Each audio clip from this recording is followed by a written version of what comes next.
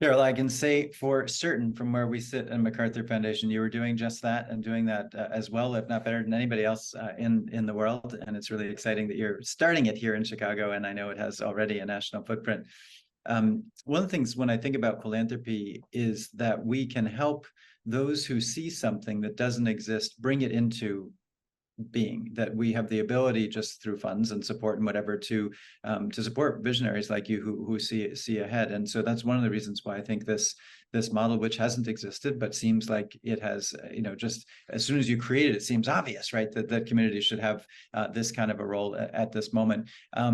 But it's not obvious. It wasn't obvious to anybody else. And also, it plainly is about overcoming some barriers of the past. It didn't exist for some historical reason. So the first question was about envisioning the future and the kinds of communities that you're seeking to support. But maybe would you just glance at the past and the present? What are those barriers, and how is City Bureau helping the communities to overcome those barriers that have existed and frankly still exist probably in virtually every community? Again, great question. I want to bring in some sources from our allies in this space. I love the Just Action Racial Equity Toolkit, also out of Chicago, when thinking about these questions. The framework is easy to remember, which is a part of why I love it so much. It's 3 points. It's acknowledge history, embrace accountability, and shift power.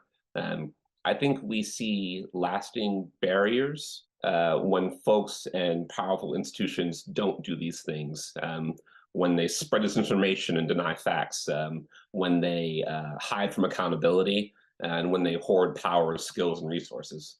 And so I was a part of Just Action's work to build that toolkit, along with many others that were convened for that space, because I and City Bureau believe that we can reduce and eliminate these barriers in the local media context. We do that again by equipping folks with skills and resources, engaging in these public conversations, and producing the info that addresses people's needs. But we also do it by talking about systemic inequalities and prioritizing the people hit hardest by public policies that are not tied to their daily lives.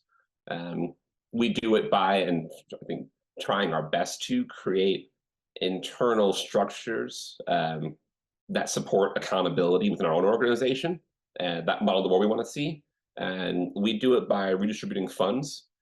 We've paid out $500,000 through our Documenters program alone. And yeah, those are some of the ways in which I think City Bureau's work is aimed at eliminating barriers, and we try to manifest that, to practice what we preach.